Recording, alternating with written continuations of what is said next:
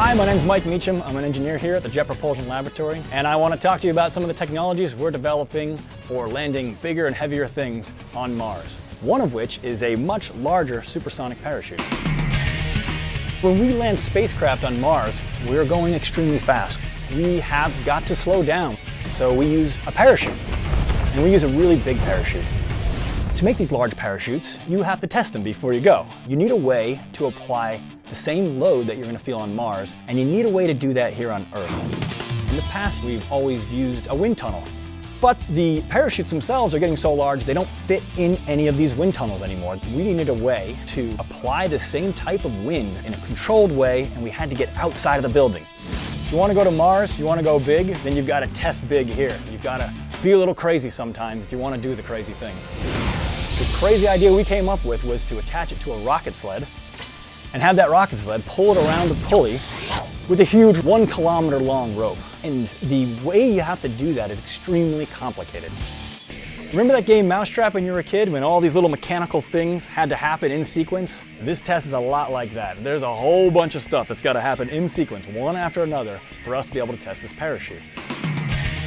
First, a Nighthawk helicopter's got to pick this parachute off the ground inside of a bag. Underneath that's an instrumentation plate. Underneath that's almost a kilometer of big, heavy rope.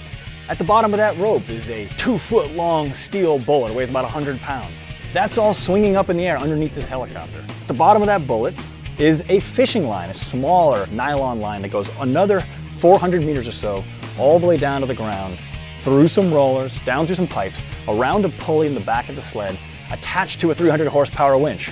That winch is turned on all the time, pulling on this parachute. The helicopter releases the parachute. The winch spools up, sucking the parachute down towards the ground and maintaining tension through the whole line.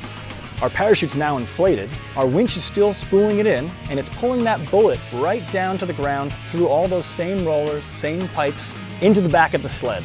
As soon as that bullet latches into the back of the sled, we've got the parachute. We cut away that fishing line, turn off the winch, light the rockets, and now our rocket sled is pulling our parachute down toward the ground around a pulley.